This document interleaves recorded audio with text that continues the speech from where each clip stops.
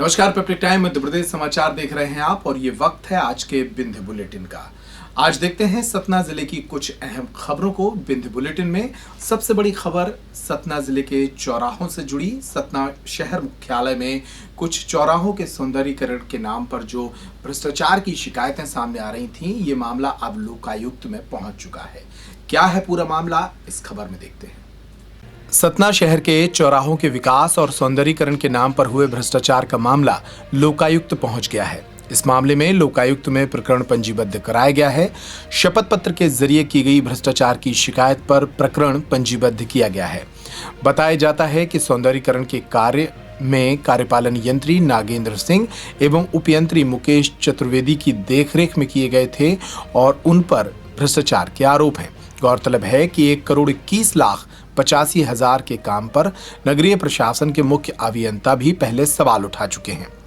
बताया जाता है कि शहर के 4 चौराहे सिविल लाइन, धबारी, पन्नीलाल चौक एवं लालता चौक में सौंदर्यीकरण का कार्य कराया गया था, जिसमें लगातार भ्रष्टाचार की शिकायतें सामने आ रही थीं।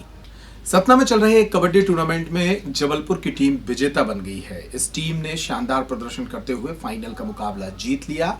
मुकाबले के मुख्य अतिथि मंत्री राम खिलावन पटेल रहे। उन्होंने खिलाड़ियों को अपनी ओर से शुभकामनाएं दी। सतना के क्रमांक 2 स्कूल में चल रही कबड्डी प्रतियोगिता का समापन हो गया है। टूर्नामेंट की विजेता जबलपुर की टीम रही।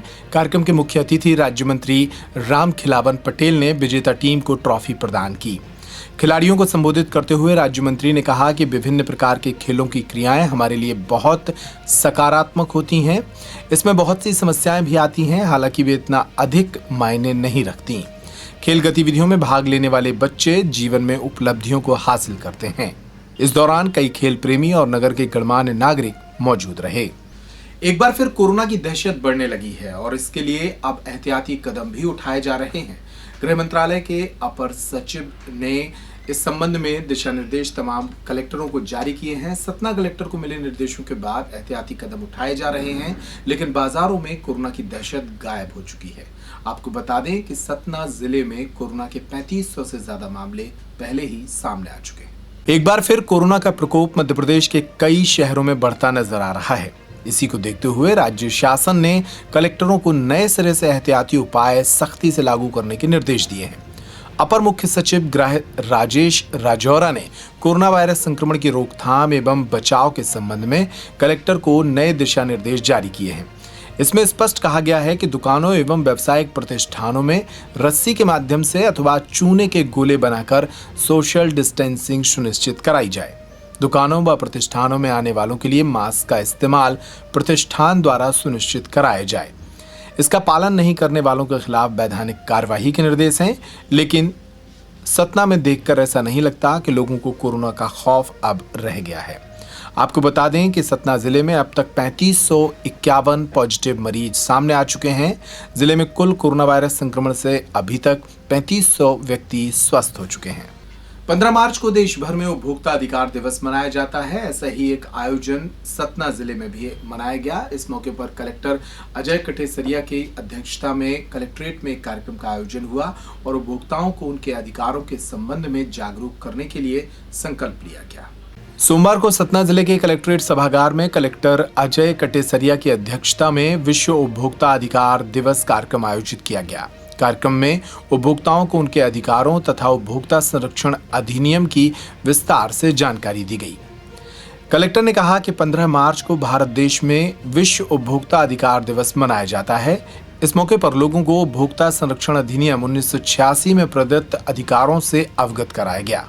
इस मौके पर कलेक्टर ने उचित मूल्य पर अच्छी गुणवत्ता वाली वस्तुएं बेचे जाने के लिए दुकानदारों को निर्देशित किया। वहीं ग्राहकों को भी जागरूक रहने की बात कही।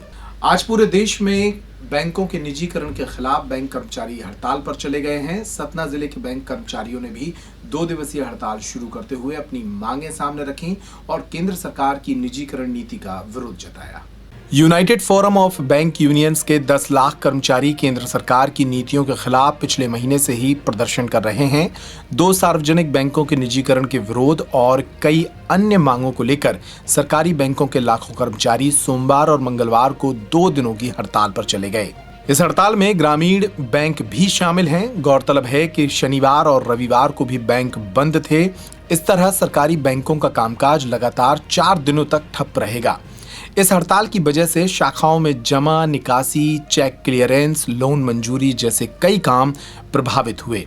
हालांकि एटीएम सेवाएं जारी रहीं, लेकिन अधिकांश एटीएम में पैसे ही नहीं थे, जिसके कारण लोगों को परेशानियां झेलनी पड़ी। बैंक कर्मी अपनी मांगों का झंडा बुलंद करते नजर आए। हिंदुस्तान में कब्जा कर ली थी, उसी तरह अंबानी अडानी नामक दो जो है कॉर्पोरेट्स को सरकार पूरे संस्थान बेच देना चाहती है।